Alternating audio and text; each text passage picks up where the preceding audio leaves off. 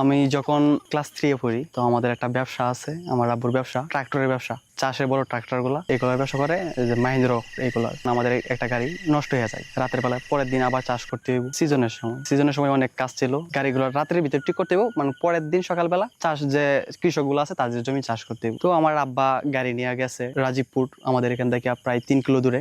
ওখানে ওয়ার্কশপ আছে, তো ওখানে ওয়ার্কশপে কাজ করবে। তখন বাজে রাত 11টা 11:30 বাজে। তখন বাড়িতে কল দিছে, আমাকে কল দিছে যে একটা বিয়ারিং তুই একটু রাজীবপুর নিয়ে আস। আমি বিয়ারিংটা নিয়ে রাস্তায় গেছি, কোন অটো বা রিক্সা পাই নাই, অন্ধকার ছিল, হালকা চাঁদনি রাত ছিল হালকা। তো আমি রাতের 12টার দিকে আমার একটা সাইকেল ছিল, তো সাইকেল নিয়ে আমাদের গাড়ির একটা হেল্পার ছিল, তার নাম ছিল মিরাজ। তো ওরে নিয়ে আমরা সাইকেল নিয়ে বের হয়েছি। আমি একটা লাইট বানাইছিলাম মোবাইলের ব্যাটারি দিয়া, একটা বাল্ব দিয়ে একটা লাইট বানাইছিলাম। তো এই লাইটটা আমি সাইকেলের সামনে লাগাই আমি যাইতাছি। তো আমাদের এখান থেকে প্রায় 1-1.5 কিলোমিটার দূরে দুইজন ফোনিক্স সাইকেল, আগের সাইকেল গুলো ছিল ফোনিক্স সাইকেলে, আমি পিছনে বসছিলাম, আমাদের যে গাড়ি হেল্পারটা মিরাজ ও গাড়ি চালায় যাইতেছে। তো আমাদের এখান থেকে 1-1.5 কিলোমিটার দূরে একটা জায়গা আছে, নাম হচ্ছে বটতলা, একটা বট গাছ আছে, পুরান বট গাছ। তো ওইখানে যাইতেই আমার সামনে 3টা শিয়াল পড়ছে। শিয়ালগুলা মূলত সাধারণত দৌড় দেয়, কিন্তু ওই সময় একটু তারা আমাদের দিকে তাড়িয়ে আসছিল। তারপর ওই দিক থেকে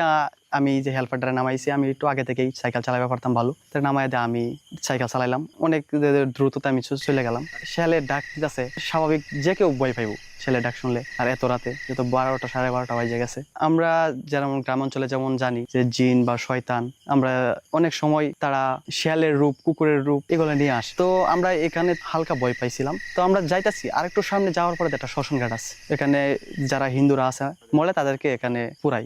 শ্মশানটা একটা মূলত জঙ্গলের মতন, জঙ্গলের পাশে শ্মশানটা, নদীর পাশে আর কি শ্মশানটা, একটা ঘাটের মতন রাস্তার পাশেই। তো আমি শ্মশান পর্যন্ত গেছি। তো শ্মশানের সাইডে যে নদীর মাঝখানে আমি হঠাৎ করে একটা আগুনের মতন দেখতে পাই।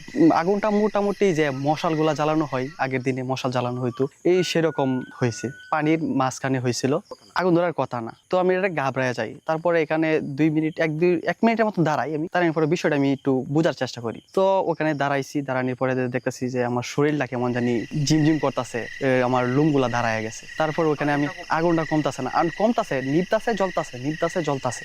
তারপর আমি এটা মানে স্বাভাবিক যে আগুনগুলা হয় এগুলো থেকে আর একটু উজ্জ্বল, মানে একটু ভয়ানক টাইপের। তো আমি ওখানে আর দাঁড়াইছি না, নিজের কাছে একটু ভয় লাগতেছে। তারপরে বলতেছে তো তুমি সাইকেল টানো। দেন আমি ওখান থেকে সাইকেলটা অনেক জোরে টান দেওয়ার পরে আমি একটু সামনে যাই, গিয়ে দেখি কিছু মানুষ আছে, লোকজন আছে। তারপর আমি নিজের একটু স্বাভাবিক করি।